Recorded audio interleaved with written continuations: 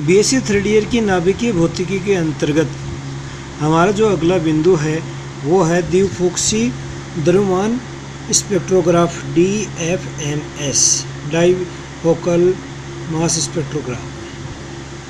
इस स्पेक्ट्रोग्राफ में आयनों के वेग तथा दिशा दोनों का फोकसन होता है। इस कारण ये द्विफोक्सी द्रव्यमान स्पेक्ट्रोग्राफ कहलाता है। इसे आयन स्रोत, ऊर्जा फिल्टर एवं संवेग फिल्टर से मिलकर बनाया जाता है। तो इसका जो ब्लॉक डायग्राम है, इसका जो रेखा चित्र है वो कुछ इस प्रकार है।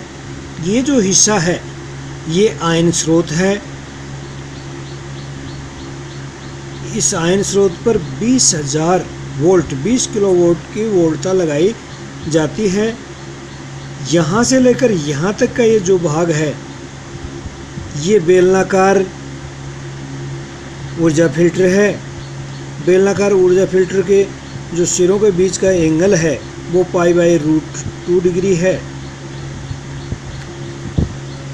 तथा ये तीसरा जो भाग है ये संवेग फिल्टर है। यहाँ पर त्रिज्य खंडी यानी 60 डिग्री के एंगल बनाते हुए चुंबकीय क्षेत्र आरोपित है। तथा ये जो हिस्सा है, ये जो भाग है, यहाँ पर फोटोग्राफिक प्लेट लगी होती है। इस पर आयन गिरते हैं तथा तीक्ष्ण लाइनों के रूप में इकट्ठे होते हैं, यानी कि फोटोग्राफिक प्लेट पे लाइनें बनती हैं। तो इस DFMS का हमें विस्तार से अध्ययन करना है, इसके बारे में पढ़ना है। तो चित्रानुसार एक द्विफोक्सी द्रव्यमान स्पेक्ट्रोग्राफ को दर्शाया गया है। इस प्रकार के स्पेक्ट्रोग्राफ में यदि बेलनाकार स्थिर विद्युत ऊर्जा फिल्टर को काम में लाने पर आयनों में यदि कुछ वेग परिक्षेपण होता भी है, परिक्षेपण का मतलब है अपनी मूल स्थिति से अलग हटना, डिस्पर्सन होना, बिखराव होना, तो भी वह 60 डिग्री के चुंबकीय खंड को काम में लाने पर खत्म हो जाता है, समाप्त हो जाता है तथा एक अत्यंत उच्च कोटि का दिशात्मक फोकसन प्राप्त किया जा सकता है। इस स्पेक्ट्रोग्राफ के जो 3 मुख्य भाग हैं उनका वर्णन निम्नानुसार है। पहला इसमें जो भाग है वो है आयन स्रोत। स्पेक्ट्रोग्राफ का एक मुख्य भाग आयन स्रोत है। यह एक विसर्जन नली होती है, डिस्चार्ज ट्यूब होती है, जिसमें कम दाब पर गैस भरी रहती है। कैथोड एक रेखा छिद्र के रूप में होता है तथा कैथोड एवं एनोड के मध्य 20 किलोवोल्ट अर्थात 20,000 वोल्ट का विभवांतर आरोपित किया जाता है, जिससे कि विसर्जन शुरू हो जाए तथा धनायन तथा ऋणावेश उत्पन्न हो जाए। विसर्जन नली में गैसों के धनायन उत्पन्न होते हैं जिनके द्रव्यमान एवं वेग भिन्न भिन्न होंगे। कैथोड से निकलकर ये आयन बेलनाकार स्थिर विद्युत ऊर्जा फिल्टर में प्रवेश करते हैं। तो जो ये DFMS है, इसका जो द्वितीय भाग है वह है ऊर्जा फिल्टर। तो आयन स्रोत से भिन्न द्रव्यमान एवं वेग के आयन विद्युत बेलनाकार ऊर्जा फिल्टर में प्रवेश करते हैं। ये बेलनाकार प्लेट का बना होता है तथा प्लेटों के बीच विद्युत क्षेत्र आरोपित किया जाता है। इसको 10⁻⁻6 mm मरकरी के पारे के दाब के तुल्य निर्वात में रखा जाता है, अर्थात उच्च कोटि के निर्वात में रखा जाता है। इस फिल्टर से वे ही आयन बाहर निकलते हैं जो कि निम्न समीकरण को संतुष्ट करते हैं, अर्थात यानी वर्ताकार गति करता है तो जो अभिकेंद्रीय बल है वो विद्युत बल के बराबर हो। अभिकेंद्रीय बल का व्यंजक हो जाएगा mv²/r बराबर जो विद्युत बल है NEE या 1/2 mv वी स्क्वायर बराबर NE/2। यहाँ पर जो E है, कैपिटल E है, वो विद्युत क्षेत्र की तीव्रता है, V आयन का वेग है, R बेलनाकार चाप की त्रिज्या है, M कण का द्रव्यमान है तथा जो स्मॉल e है वो एक प्रोटॉन का चार्ज है। इस ऊर्जा से कम या अधिक ऊर्जा के ये जो समीकरण है half mv square equal to NE/R/2, इससे कम या अधिक ऊर्जा के धनायन ऊर्जा फिल्टर की प्लेटों से टकराकर नष्ट हो जाते हैं, खत्म हो जाते हैं। इस बेलनाकार ऊर्जा फिल्टर से बाहर नहीं निकल पाते हैं। सिर्फ और सिर्फ वो ही आयन बाहर निकलेंगे जो इस समीकरण को संतुष्ट करते हैं, अर्थात उनकी जो गतिज ऊर्जा है वो इस सूत्र से दी जाती है। इस द्विफोक्सी द्रव्यमान स्पेक्ट्रोग्राफ का जो तीसरा भाग है वो है संवेग फिल्टर। तो समान ऊर्जा एवं भिन्न द्रव्यमान और वेग के आयन ऊर्जा फिल्टर से निकलकर संवेग फिल्टर में प्रवेश करते हैं। ये फिल्टर 60 डिग्री के कोण के तिर्यक खंड के रूप में होता है। इससे कण के पथ के लंबवत चुंबकीय क्षेत्र को आरोपित किया जाता है। ये जो त्रिज्यखंडी चुंबकीय क्षेत्र है ये कण के पथ के लंबवत लगा रहता है, यानी कि कण की जो आयन की जो गति है उसके लंबवत चुंबकीय क्षेत्र आरोपित होता है। ये फिल्टर समान संवेग वाले आयनों को एक साथ एकत्र कर देता है एवं ये आयन फोटोग्राफिक प्लेट पर तीक्ष्ण रेखाओं के रूप में अंकित हो जाते हैं। अर्थात ये जो फोटोग्राफिक प्लेट है इस पर ऐसे लाइनों के रूप में जो उनके द्रव्यमान के समानुपाती है, लाइनों के रूप में फोटोग्राफिक प्लेट है, इस पे प्रतिरूप बनाते हैं। संवेग फिल्टर के लिए जो शर्त है, चूँकि यहाँ चुंबकीय क्षेत्र लगाया हुआ है तो जो अभिकेंद्रीय बल है वो चुंबकीय बल के बराबर होना चाहिए NEVB के, जिससे संवेग का व्यंजक निकालें तो mv बराबर NEBR, यानी वे कण जिनका संवेग इस सूत्र से दिया जाएगा वे ही इस फिल्टर से बाहर निकल पाएंगे। फोटोग्राफिक प्लेट पर अंकित चिन्ह परमाणुओं के द्रव्यमान के समानुपाती होते हैं। इस स्पेक्ट्रोग्राफ की विभेदन क्षमता काफ़ी अधिक होती है। इससे परमाणु द्रव्यमान का मापन अति शुद्धता अर्थात परिशुद्धता के साथ किया जा सकता है। द्रव्यमान मापन की जो दूसरी विधि है वो द्रव्यमान स्पेक्ट्रोमेट्री में द्विक विधि या डबलेट मेथड कहलाती है।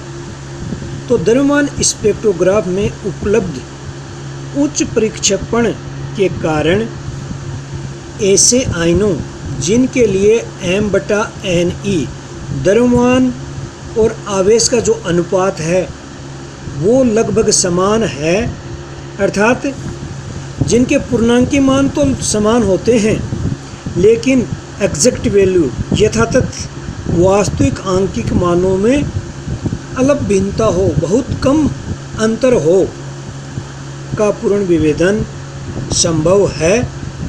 जैसे उदाहरण के लिए बात करें तो N214 प्लस आयन तथा C12O16 प्लस आयन दोनों के लिए M का मान 28 है और Ne का मान 1 है। तो आयन जिनके लिए M लगभग 28 है या M/Ne चूँकि Ne का मान 1 है तो लगभग 28 के बराबर है के लिए द्रव्यमान स्पेक्ट्रोमीटर से प्राप्त अभिलेख चित्र A के अनुसार होगा।